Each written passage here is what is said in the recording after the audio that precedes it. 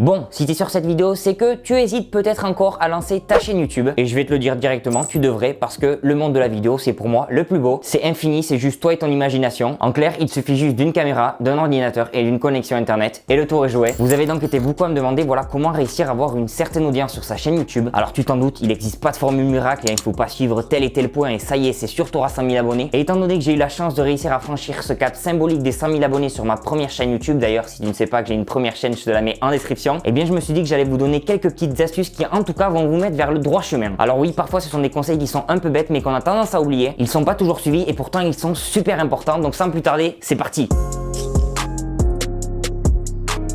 Ok, ça paraît normal de faire ce qui te plaît, voilà, fais ce que tu aimes. Bah ouais, très clairement en fait, ne choisis pas un thème parce que quelqu'un le fait déjà et inversement ne t'empêche pas de faire un thème parce que quelqu'un le fait déjà aussi. De toute manière, tout a déjà été fait sur YouTube. Je suis sûr que même des courses de tortues, ça a déjà été fait. Non, tu vois en vrai le truc. Imaginons tu kiffes le chant, les covers, tout ça, t'as envie de t'y lancer. Bah pourquoi pas mon pote, c'est pas parce que quelqu'un le fait déjà que toi tu peux pas t'y mettre. Chacun de toute manière a sa propre manière de le faire et voilà, honnêtement la vie est trop courte pour t'empêcher de faire ce que tu as envie de faire. Donc voilà, fonce. Bon forcément si tu chantes comme moi, voilà, oublie les covers. Contente-toi juste de le faire sous la douche, je pense que ce sera mieux pour tout le monde.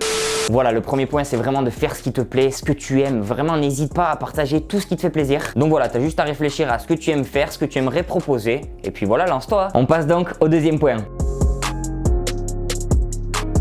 Le deuxième point, il est très important, c'est de faire du bon contenu quand même. Depuis 2005 et l'apparition de YouTube, tu as la possibilité de partager ton contenu avec le monde entier. Et donc voilà, pour moi, il faut essayer quand même de créer du contenu de qualité. Alors attention, pas besoin d'une caméra RED type cinéma, juste que la vidéo soit bien visionnable et audible. Salut les potes, aujourd'hui on se retrouve pour apprendre à faire du ménage. Voilà, j'espère que ça fait pas trop de bruit et j'espère que ça tremble pas trop.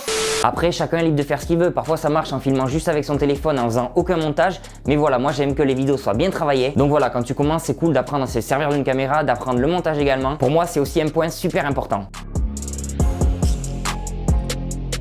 Alors oui, je viens de te dire qu'il faut créer du contenu de qualité, mais pas forcément directement chercher la perfection, parce que de toute manière, tu n'y arriveras pas. Et ce que tu fais aujourd'hui ne sera pas aussi bien que ce que tu feras dans un an. Ça, c'est un point vraiment super important. Et personnellement, moi, je m'y suis confronté également. Au début, je me disais, ouais, mais non, ce sera pas aussi bien, je vais pas le faire. Non, fais-le, mon pote. Parce que dans tous les cas, ce sera jamais parfait. Ce que je fais aujourd'hui, ben, ça sera beaucoup moins bien que ce que je ferai dans un an, dans 2 ans, et ainsi de suite. Quand j'ai commencé mes premières vidéos, je me disais, ouais, pas mal mes montages. Oh, t'as vu, je commence à ajouter des petits trucs.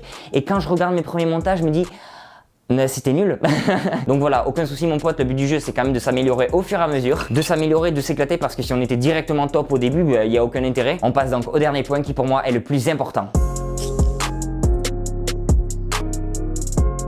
À ton avis, quel est le point commun entre tous les youtubeurs qui ont réussi à avoir les 100 000 abonnés ? C'est qu'ils n'ont jamais abandonné. Parce que ouais, ça va pas venir comme ça, il va te falloir beaucoup de travail. Il faut que tu sois préparé à ça parce que tu vas faire beaucoup de vidéos qui vont bider. Mais c'est le jeu mon pote, mais honnêtement, si tu prends du plaisir à faire ce que tu fais, que tu continues, voilà, que tu t'éclates, et bien forcément, les abonnés vont venir à un moment donné. Ça viendra tout seul. Moi, mon premier mois où j'ai commencé mes vidéos, j'ai réussi à avoir 100 abonnés et j'étais trop content. Donc voilà mon pote, c'est les 4 points qui sont vraiment super importants. N'hésite plus et arrête de te mettre des barrières parce que je sais qu'on a tendance à se mettre des barrières et pourtant il faut pas. En résumé, un thème qui te plaît, un contenu de qualité mais pas la perfection et surtout ne jamais abandonner. C'est les petits conseils qu'en toute humilité je peux te donner. Donc voilà mon pote, j'espère vraiment que tu auras kiffé cette vidéo, que ces conseils t'auront aidé. N'hésite pas à la partager avec tes amis qui hésitent encore. Tu peux également lâcher le petit pouce bleu et moi je te dis à très bientôt pour de prochaines vidéos. Prends vraiment soin de toi et peace.